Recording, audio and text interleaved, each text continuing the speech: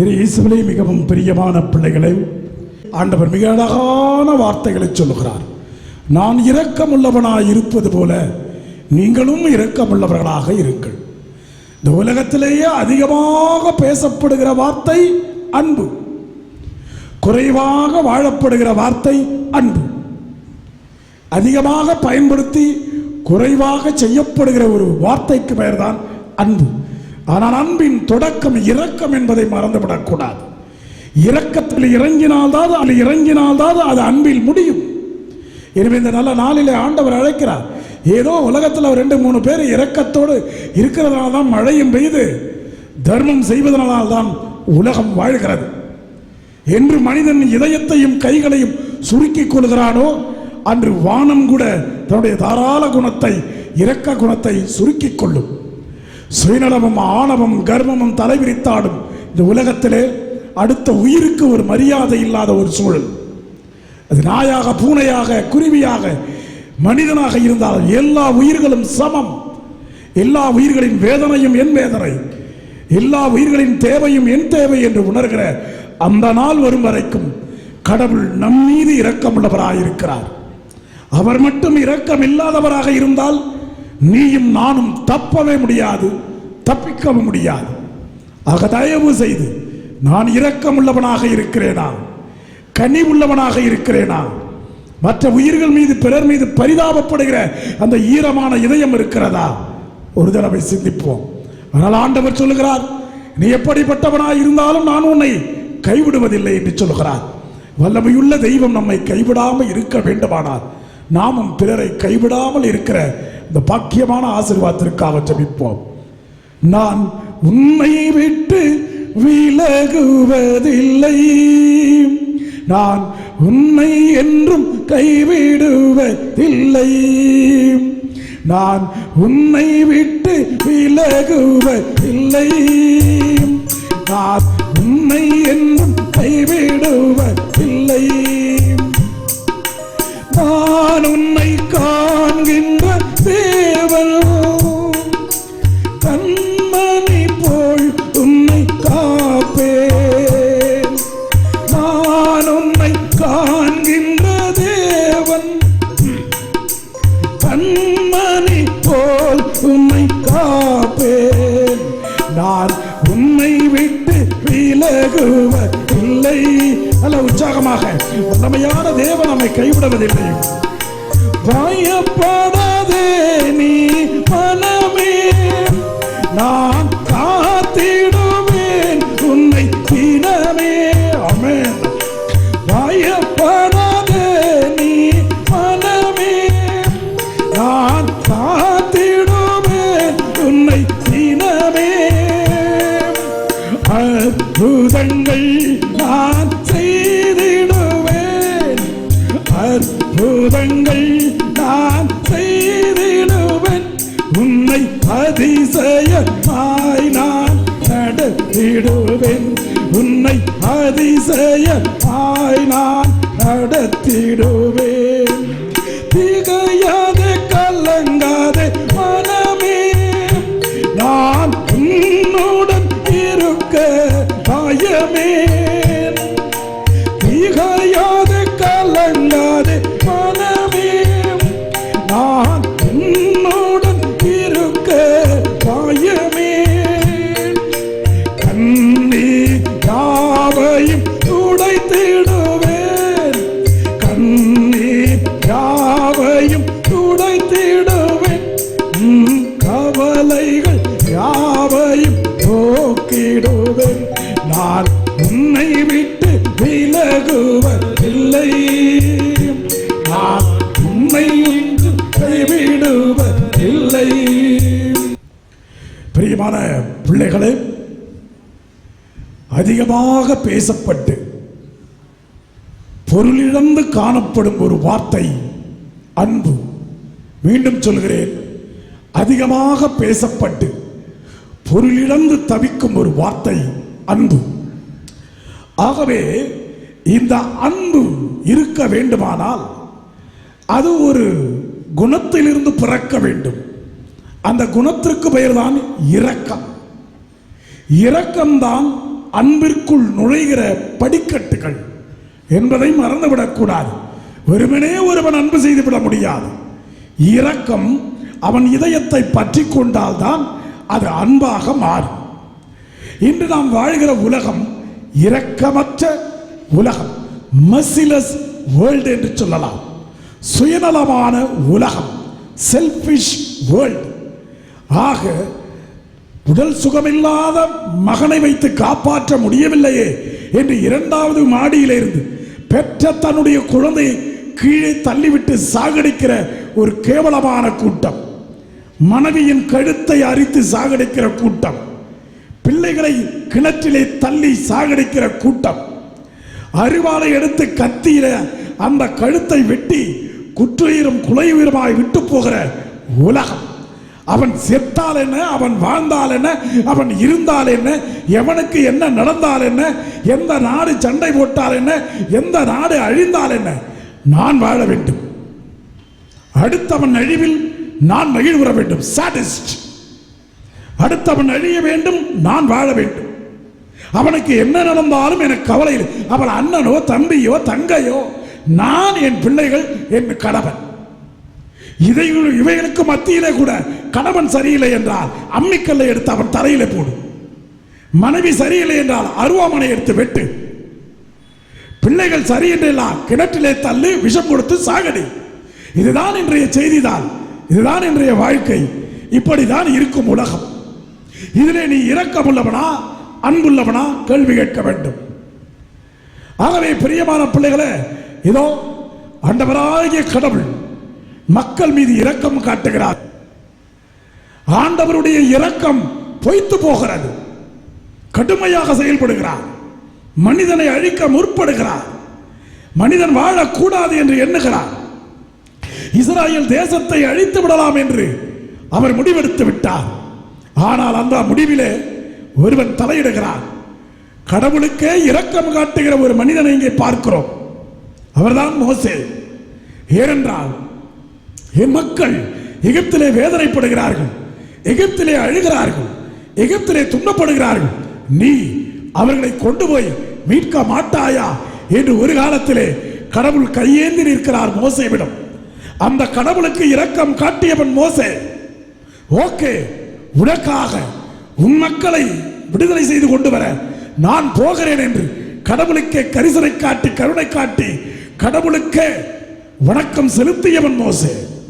அதே மோசேதான் என்று சொல்லுகிறார், இதற்காக இந்த மக்களை படைத்தீர், இதற்காக இந்த மக்களை வாழச் செய்கிறீர், இதற்காக இந்த மக்களை இந்த பாலைவனத்திலே உண்பிக்கிறீர், உணவளிக்கிறீர், நீர் தருகிறீர், அழிப்பதற்காகவா? ஆண்டவா, இது உனக்கு தகுமா? இதை நீ செய்யலாமா? நீ இரக்கமுள்ள ஆண்டவர் அல்லவா, கருணையுள்ள கடவுள் அல்லவா, உன்னால் இது செய்ய முடியுமா? செய்யக்கூடிய மனம்தான் உனக்கு இருக்கிறதா என்று கடவுளின் உணர்ச்சி மிக்க இரக்கத்தை தூண்டி விடுகிற ஒரு நெருப்பு பிழம்பாய் மோசே இங்கே காட்சி தருகிறார். ஆக கடவுளின் இரக்கத்தினால் மக்கள் பிழைத்துக் கொள்கிறார்கள். ஒன்றை மட்டும் நினையுங்கள், நீயும் நானும் நல்லவன் என்பதனால் நாம் உயிரோடு இல்லை. இறைவன் இரக்கமுள்ளவராய் இருப்பதனால் தான் நீயும் நானும் வாழ்ந்து கொண்டிருக்கிறோம். நீ அழுவதற்கு காரணம் சுயநலம், நீ அழுவதற்கு காரணம் கர்வம், நீ அழுவதற்கு காரணம் உன்னுடைய குறுகிய மனநிலை. உன் கணவன் சரியில்லை என்று நீ அழுகிறாய், உன் மனைவி சரியில்லை என்று நீ அழுகிறாய், உன் பிள்ளை சரியில்லை, அவர்கள் வாழ வேண்டும். இது அப்பட்டமான சுயநல வாழ்க்கை. இதை வாழ்வதற்காக உன்னை இந்த உலகத்திலே படைக்கவில்லை கடவுள். அழகாக சொல்கிறார், உன்னை நேசிப்பது போல பிறனையும் நேசி என்றால் அந்த பிறன் என்பது கணவனோ மனைவியோ பிள்ளைகளோ கிடையாது. அதையும் தாண்டி புனிதமானது, அதையும் தாண்டி வெளியே வர வேண்டும். அப்பொழுதுதான் நீ இரக்கமுள்ளவன் அன்புள்ளவன், இந்த உலகத்திலே வாழ தகுதியுடையவன். யாரோ ஒருவன் இரக்கம் காட்டினால் அன்னை தெரேசா, அவளை போற்றுகிறேன், அவளை புகழ்கிறேன். எவ்வளோ ஒருவன் எவனுக்கோ உதவி செய்தான், அவனை பாராட்டுகிறேன். நீ எப்பொழுது அந்த பாராட்டை வாங்க போகிறாய்? நீ எப்பொழுது உன் வீட்டை தாண்டி இரக்கத்தை காண்பிக்க போகிறாய்? நீ எப்பொழுது உன்னுடைய மனதை தாண்டி அடுத்தவனும் என் சகோதரன், ஒவ்வொரு மனிதனும் என் நண்பன், ஒவ்வொரு மனிதனும் சகோதரன். காரணம் அவனும் மனிதன். பிற ஜாதி சேர்ந்தால், பிற இன சேர்ந்தால், பிற மொழி சார்ந்தால் என் நண்பன் என்று சொல்லக்கூடியவன் யார்? அத்தகைய ஒரு பெருந்தன்மைக்கு தான் இந்த கிறிஸ்தவம் உன்னை அழைக்கிறது. குறுகிய மனநிலையோடு நான், என் கணவன், என் பிள்ளை இப்படியே வாழ்ந்து வாழ்ந்து சாவது எதற்காக? ஆடும் மட்டையும் மண்ணும் கல்லும் பரலோகத்திற்கு போகிறது என்றால் நீயும் போவாய். அவைகள் போகாது. நீ போக வேண்டுமானால் ஆடு மாதிரியும் மாடு மாதிரியும் அதே போல மட்டை மாதிரியும் கல்லு மாறியும் மண்ணு மாறியும் வாழ்கிற மனிதர்களாக இருக்கக்கூடாது. அதையும் கடந்து போகிற இரக்க குணம். ஐயோ பாவம், பரிதாபம், அழ வேண்டும், துடிக்க வேண்டும். இது அல்லவா மனித பண்பு? இது அல்லவா மனித ஜென்மம்? கடினமான மனதை கொண்டு என்ன செய்ய போகிறாய்?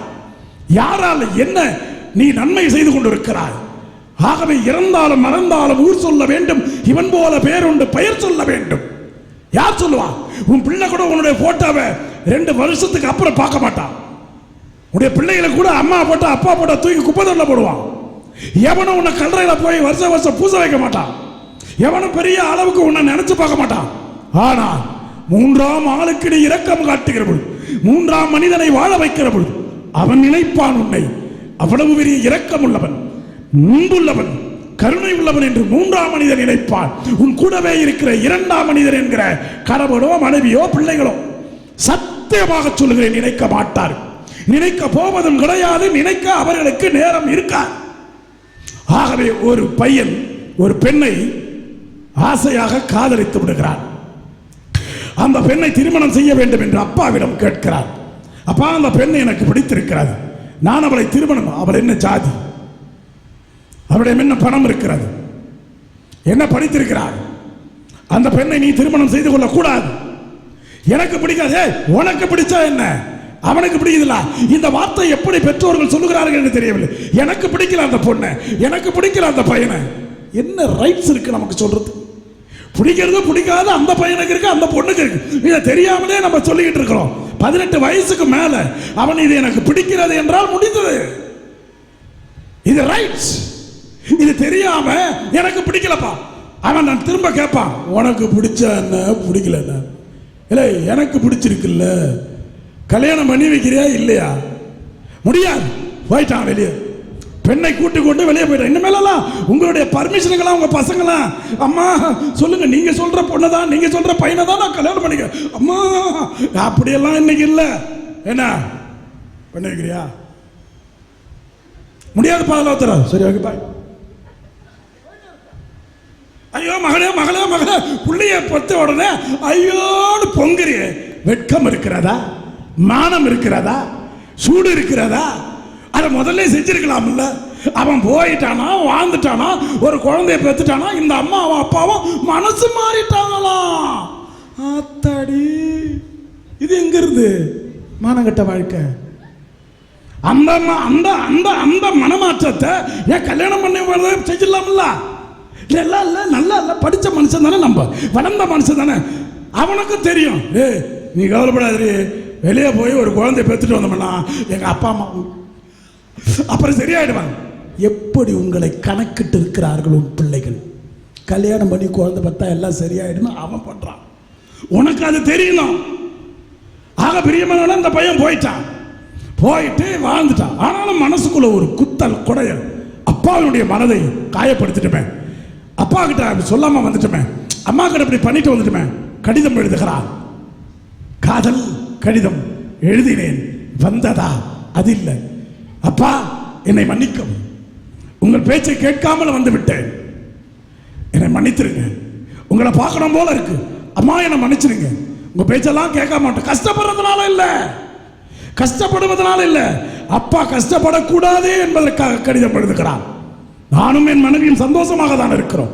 ஆனால் மனதிலே ஒரு குறை, அம்மா இல்லையே, அப்பா இல்லையே, உங்களையெல்லாம் விட்டுட்டு வந்துட்டேனே என்ற கவலை மனதிலே ஓடிக்கொண்டிருக்கிறது. இதையெல்லாம் பார்க்க நீங்கள் இல்லையே என்னோடு கடிதம் எழுதும். 10 ஆண்டுகளுக்கு கடிதம் எழுதுகிறான். ஒரு கடிதத்திற்கு கூட பதில் வரவில்லை.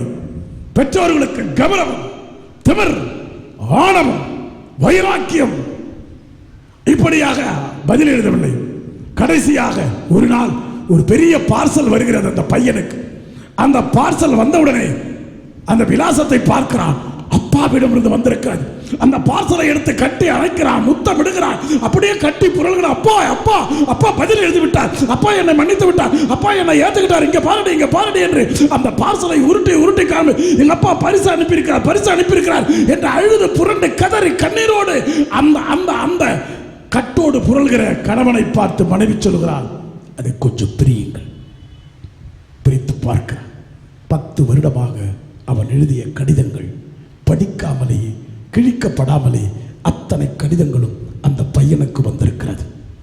அதை பார்த்து மனமுடைந்து போகிறான்.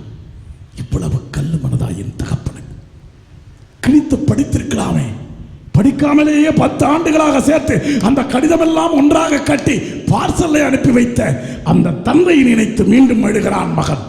இரக்கமில்லாத மனிதனாக என் தந்தை மாறிவிட்டார், கடவுளே அவரை மன்னியும். இரக்கமில்லாத மனிதன் வாழ்ந்து என்ன பிரயோஜனம், கடவுளே அவரை மன்னியும் என்று தந்தைக்கு ஜெபம் பண்ண. பிரியமானவர்களே, அது நடந்த சம்பவமா நடக்காத சம்பவமா அதல்ல பிரச்சனை, இரக்கம் இருக்கிறதா? அடுத்தவன் கஷ்டப்படுகிற பொழுது கண்ணீர் சிந்துகிற அளவுக்கு மனப்பக்குவம் இருக்கு. முதலிலே கடவுளுடைய இரக்கம், இரண்டாவது பவுலடிகளார் கிறிஸ்தவன் சாக வேண்டும், கிறிஸ்தவன் அழிய வேண்டும், குத்த வேண்டும், குதற வேண்டும், வெட்ட வேண்டும், வெட்டி வீழ்த்த வேண்டும், சிறையில் அடைக்க வேண்டும். இது பவுலடிகளார். இப்படிப்பட்ட அரக்கனை, இப்படிப்பட்ட ஒரு கல்மனம் கொண்டவனை கடவுள் ஆட்கொண்டு இரக்கம் காண்பித்தார். சவுலே சவுலே, நீ என்னை ஏன் துன்புறுத்துகிறாய்? இது கடவுள் அவனிடம் பேசிய விதம். இரக்கமுள்ளவனாக மாற்ற அவனையோடு இரக்கமுள்ள தெய்வம் பேசுகிறார். அந்த இரக்கமுள்ள தெய்வம் பேசியதா நான் இன்று இரக்கமுள்ளவனாக மாறினேன் என்று பவுலடிகளார் இன்றைய தினத்திலே மிக அழகாக என் குழந்தைகள் வாசித்தார்களே, திட்டவட்டமாக தெரிந்தது. மூன்றாவது நற்செய்தியிலே காணாமல் போன ஆடு, 100 ஆடுகள் இருக்கிறது, 99 ஆடுகளை விட்டு ஒரு ஆட்டை தேடி போகிற பைத்தியக்காரன் இந்த கடவுள். உன்னையும் என்னையும் தேடி தேடி தேடி தேடி இரக்கம் இல்லாதவனாக இருந்தாலும், சுயநலமாக இருந்தாலும், வாய்களிலே வருகிற வார்த்தைகள் கேவலமாக இருந்தால், வாழ்க்கையை கேவலமாக தேடி தேடி ஓடி வருகிற ஒரு தெய்வம் நம் ஆண்டவர் இயேசு. ஆகவேதான் அந்த ஒரு ஆடு காணாமல் போகக்கூடாது, அந்த ஒரு ஆடு கஷ்டப்படக்கூடாது, அந்த ஒரு ஆடு கண்ணீர் வடிக்க கூடாது. நீயும் நானும் தான் அந்த ஆடுகள். இந்த ஆட்டை தேடி இந்த ஆயன் வென்று கொண்டே இருக்கிறார். ஆகவே நாம் வாழ்கிறோம். பொருள் இருக்கிறது, பணம் இருக்கிறது, சம்பாத்தியம் இருக்கு, இரக்கம் இல்லையே. இரக்கம் இல்லை என்றால் நீ மனிதன் இல்லை. ஈவு இரக்கம் இல்லை என்றால் நீ மனிதன் இல்லை. ஒருத்தன் கஷ்டப்படுறவன், உனக்கு என்ன தேவையோ அதான் மெயின். உனக்கு என்ன தேவையோ அதை அடையும். எனக்கு இந்த பொருள் இந்த நேரத்தில் தேவை, இது மிருகம் செய்கிற செயல். வேட்டை ஆடுகிற பொழுது எனக்கு பசிக்கிறது, நான் எதையாவது கடித்து தின்ன வேண்டும், இது மிருக குணம். இது அல்ல, இதல்ல ஆண்டவன் எதிர்பார்ப்பு. இங்க பார், ஒரு ஆட்டை தேடி போகிறார். அந்த ஒரு ஆடுகளாக யார் இருக்கிறார்கள்? நீங்க நிறைய தடவை கேட்பீங்க, அநியாயக்காரன் வாழ்கிறான், மோசமானவன் இத்தனை ஆண்டுகளாக உயிரோடு வாழ்கிறான், அரக்கன் எல்லாம் வாழ்கிறான், இதோ அநியாயம் செய்கிற அரசியல்வாதிகள் வாழ்வார்கள், அவர்கள் முடிவு பெரிய கேள்விக்குறியாக மாறும். இதல்ல நீங்கள் பார்ப்பதல்ல, இதற்கு மேலும் இருக்கிறது. அவனுக்குள்ளே என்ன நடக்கிறது, அவனை சுற்றி என்ன நடக்கிறது என்பது கடவுளுக்கு தெரியும், அவனுக்கு தெரியும். அடுத்ததாக இதோ காணாமல் போன மகன், காணாமல் போன மகனை தேடுகிற தந்தை. இப்படிதான் நிறைய பேர் வீட்டில் காணாம போயிருக்காங்க. நம்ம பார்வையில் நிறைய பேர் காணாம போயிருப்பாங்க. வசதி இல்லாதவன் நம்ம பார்வையில் காணாம போயிட்டான், பிச்சைக்காரன் காணாம போயிட்டான், வசதி இல்லாத அக்கா தங்கச்சி எல்லாம் காணாம போயிட்டாங்க, வசதி இல்லாத நண்பர்கள் எல்லாம் காணாமல் போயிட்டாங்க. ஆக இப்படி பல பேரை மறந்து இருக்கிறோம். ஏன் அவர்களை பார்க்காமல் இருக்கிறோம்? காரணம், நீ விரும்புகிற பணம் இல்லை, நீ விரும்புகிற பொருள் இல்லை, நீ விரும்புகிற அந்தஸ்து இல்லை, நீ விரும்புகிற அந்த அழகு இல்லை, நீ விரும்புகிற அந்த ஸ்டேட்டஸ் இல்லை.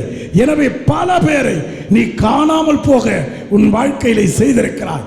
யார் உன் வாழ்க்கையில்? அம்மாவா, அப்பாவா, அண்ணனா, தங்கையா, தம்பியா, நண்பர்களா, உறவுகளா, இல்லாதவர்களா, பாதிக்கப்பட்டவர்களா, அத்தனை பேரையும் கொண்டு வாருங்கள். உன் மீது கடவுளை இரக்கம் காட்ட வேண்டும். நீ கேட்பதெல்லாம் இறைவன் கொடுக்க வேண்டும். பிரியமானவனே, நீ காணாமல் போன ஆடாக இருக்கலாம், நீ காணாமல் போன காசாக இருக்கலாம், நீ காணாமல் போன மகனாக இருக்கலாம். நீ எப்படி இருந்தாலும் இறைவன் உன்னை தேடுகிறார் இரக்கத்தால். நீயும் தேடு உன் இரக்கத்தால் பல பேரை. கையை நெஞ்சில் வச்சுக்கிட்டு கொஞ்ச நேரம் ஆண்டவரோடு பேசுவோம். இந்த வாரம் முழுவதும் ஆண்டவர் நம்மோடு வழி நடத்திருக்கிறார். அவர் பார்வையில் நாம் காணாமல் போகவில்லை. ஆகவேதான் ஆண்டவர் இந்த வாரம் முழுவதும் உயிரை தந்திருக்கிறார், உணவை தந்திருக்கிறார், உடையை தந்திருக்கிறார். இந்த வாரம் முழுவதும் உன்னோடு நடந்திருக்கிறார். ஆகவே நீ காணாமல் போகவில்லை, அவருடைய பார்வையிலே காணாமலும் இருக்கவில்லை. அவர் உன்னை பார்த்து கொண்டே இருப்பதனால் நீ வாழ்ந்து கொண்டே இருக்கிறாய். நன்றி ஆண்டவர், இந்த மாபெரும் அபிஷேகத்திற்காக நன்றி. நான் இதால் வாழ்கிறேன், அதால் வாழ்கிறேன், அப்படியெல்லாம் இருந்தால் யாரெல்லாம் வாழ்ந்திருக்கலாம். ஏன் இந்த பிரிட்டிஷ் ராணி வாழ்ந்திருக்கலாம். இன்னும் பல ஆண்டுகள் பதவியால் வாழ்ந்தேன், பணத்தால் வாழ்ந்தேன், அதிகாரத்தால் இன்னும் வாழ்ந்திருக்கலாம். இல்லையே, எதுவும் கூட வராது. உங்க பார்வையில் நான் இருக்கிற வரைக்கும் நான் உயிரோடு இருக்கிறேன். அதுக்கு நன்றி ஆண்டவரே. உங்க பார்வையில் நான் இருக்கிறதுனால வேலை, சம்பாத்தியம், ஒரு அந்தஸ்து, ஒரு வீடு, ஒரு வசதி, ஒரு வாய்ப்பு, ஏழ்மையா இருந்தாலும் ஒரு சின்ன மகிழ்ச்சி, ஒரு ஆறுதல், நல்ல உடல்நிலை, மருத்துவமனைக்கு நான் அவ்வளவு செலவழிக்க தேவையில்லை, அதுக்குரிய பணம் இல்லைனாலும் என்னை பாதுகாக்கிறீங்க. எப்படியெல்லாம் ஆண்டவர் உன்னை வழிநடத்து. உங்க மீது இரக்கம் காட்ட பல பேரை கொடுக்குறார். நீ கேட்ட இடத்துல சில பேர் தராங்கன்னா அது கடவுள் இரக்கம் காட்டுகிறார். நீ யாருக்கோ இரக்கம் காட்டி இருக்கிற, ஆண்டவர் உன் மேல இரக்கம் காட்டுறார். அவ்வளவுதான். நான் கேட்டேன், அவங்க கொடுத்துட்டாங்க, அது ஒன்றும் இல்லை. நீ மற்றவர்களுக்காக பரிதாபப்பட்டிருக்கிறாய், மற்றவர்களுக்கு போய் உதவி செஞ்சிருக்கிறாய். நீ உதவி செய்தால் இரக்கப்பாட்டினால் ஆண்டவன் பொத்துக்கிட்டு உனக்கு உதவி செய்வார். வேற வழியே இல்லை. ஆண்டவர் செஞ்சுதான் ஆகணும். நான் செஞ்சல, எனக்கு செய் ஆண்டவரே நீ கேட்கலாம். நீ அப்படி ஏதாவது செஞ்சிருக்கிறியா? யாராவது அழுகிற பொழுது ஆறுதல் சொல்லி இருக்கிறாயா? தனிமரமா நிற்கிற பொழுது நான் இருக்கிறேன் என்று சொல்லி இருக்கிறாயா? வாழ கதியற்று வக்கற்று ஏந்துகிற போது எப்படியாவது நாங்க பார்த்துக்கிறோம் உன்னை, நீ கவலைப்படாத சொல்லி இருக்கிறோமா? ஒரு சின்ன வார்த்தை, சின்ன பார்வை, சின்ன சின்ன செயல், இதாங்க இரக்கம். இதை தான் இறைவனை எதிர்பார்க்கும். நீ செஞ்சியா, உனக்கு செய்வார் ஆண்டவர். செய்ய செய்ய ஆண்டவன் செஞ்சுக்கிட்டே இருப்பார். ஒரு குவளை தண்ணீர் கொடுத்தால் 100 மடங்கு உனக்கு தருகிறேன் என்று சொல்லி இருக்கிறாரு. அந்த தேவன் இரக்கம் காட்டல அப்படின்னு சொல்லாத. கடவுளுடைய பார்வைய மேல விழலன்னு சொல்லாத. கடவுள் என்ன காப்பாத்தல, கடவுள் இந்த வரத்தை தரல, இந்த கொடையை தரலன்னா நீ எதுவும் தரலன்னு அர்த்தம். நீ யாருக்கும் எதுவும் தரல, கடவுளும் தர மாட்டார். ஏன்னா அவர் தந்தாலும் தந்தார் அப்படின்னு சொல்லக்கூடிய நாக்கு உனக்கு வராது. ஏன்னா அந்த தருகிற அனுபவம் இல்லையே. Each and every act is an experience to understand the action of God. ஆண்டவருடைய அந்த செயலை புரிஞ்சுக்கணும்னா நம்ம சில செயல்களை செய்யணும். அவருடைய கரிசனை உன்னை வாழ வைக்கிற, அதுக்கு நன்றி சொல்லு. இன்னைக்கு என் பிள்ளையே, என் கணவரே, அவங்க எப்படியாப்பட்டவங்களா வாழறாங்கல்ல, நன்றி. என் மனைவி என்னோட இல்லை, என் பிள்ளைகள் என்னோட இல்லை, என்னுடைய கணவர் இல்லை, குழந்தை பாக்கியம் இல்லை, குடும்பத்தில் வறுமை ஏழ்மை இருந்தாலும் வாழ்கிறேன், நன்றி. உடைய இரக்கத்திற்காக நன்றி ஆண்டவரே. நான் பல நேரங்களிலே நீ எதிர்பார்க்கிற மகனாக இல்லாமல் காணாமல் போயிருக்கிறேன். நீ பார்க்கிற பிள்ளையாக வாழாமல் காணாமல் போயிருக்கிறேன். நானும் காணாமல் போன ஆடுதான். என்னை கண்டுபிடிக்கும் ஆண்டவரே, என்னை கண்டுபிடித்து வாழ வையும். நான் காணாமல் போனே ஆடல்லவா, கர்த்தர் என்னை தேடுகிறார். நான் காணாமல் போனே ஆடல்லவா, கர்த்தர் என்னை தேடுகிறார். நான் காணாமல் போனே ஆடல்லவா, கர்த்தர் என்னை தேடுகிறார். ஆதாமை போல ஆண்டவன் வார்த்தையை அன்பு மீறி நான் நடந்தேன். ஆதாமை போல ஆண்டவன் வார்த்தையை அன்பு மீறி நான் நடந்தேன். ஆதாம் தந்த காயினை போல மனு கொலை நான் புரிந்தேன். ஆரம்ப முதலே ஆபத்தில் விழுந்தேன். அன்பர் என்னை தேடுகிறார். நான் காணாமல் போன ஆடல்லவா, கர்த்தர் என்னை தூக்கி என்னை காப்பாற்ற இழுத்தார் கட்டித்தந்த யூதாசானே. கை தூக்கி என்னை காப்பாற்ற இழுத்தார் கட்டித்தந்த யூதாசானே. கல்வாரி சிலுவை கர்த்தருக்கு தந்த பெரும் வழி நான் சுமந்தேன். கல்வாரி சிலுவை கர்த்தருக்கு தந்த பெரும் பழி நான் சுமந்தேன்.